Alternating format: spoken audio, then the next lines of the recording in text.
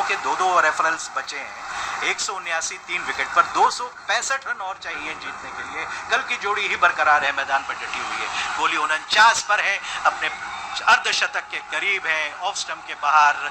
कुछ आजकल की तुलना में फ्रंट फुट पे ज्यादा खेल रहे हैं कोहली और इसीलिए कुछ ज्यादा दिक्कत में नजर आ रहे हैं, लेकिन वो हंस दिए, उनको समझ में आ गया था। बैट्समैन को अमूमन पहचान में आ जाती है, पकड़ में आ जाती है कि स्निक लगी है या नहीं लगी है, और इसीलिए कई बार वो रेफर भी लेते हैं जब एलबीडब्ल्यू की अपील उनके खिलाफ की जाती है।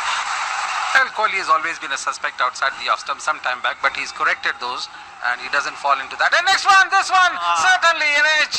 And Kohli this time falling prey to a delivery which was pitched almost 4 stumps away and reaching out to that. Just that one delivery before that there was an appeal and that was against. But this time he almost poked into the delivery, got a very clean deviation, and Smith, what a dive that was. Almost went like a seagull and in the air, scooped onto the ball, took the catch, and India lose a precious wicket this morning.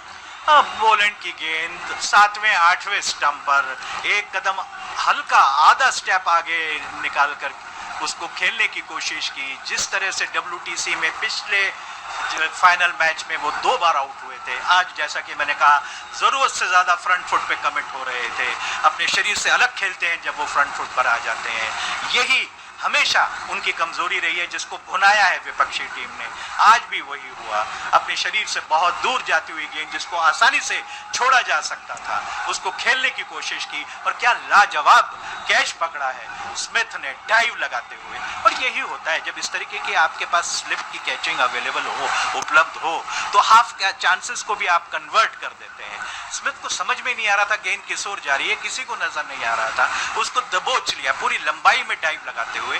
लंबे समय तक इस catch की चर्चा होगी जिस तरह से कल हुई थी, हालांकि वो विवादास्पद रूप से जिस तरह से ग्रीन ने कैच पकड़ा था और जिसके के बारे में ये मेरी अपनी व्यक्तिगत राय ये है कि जब उंगलियों के सिरे पर हो और गेंद अगर जमीन से टच हुई है, टच ना हो तो वो बाहर निकलने की पूरी संभावना होती है और इसलिए शंका का लाभ हमेशा बैट्समैन को दिया जाना चाहिए। लेकिन क्योंकि मुनीश जॉली भी आ गए, आइए आगे का विवरण सुनाएंगे संजय अग्रवाल और मुनीश जॉली। धन्यवाद विनीत और प्रेम कुमार। तो भारत ने पहले आधे घंटे में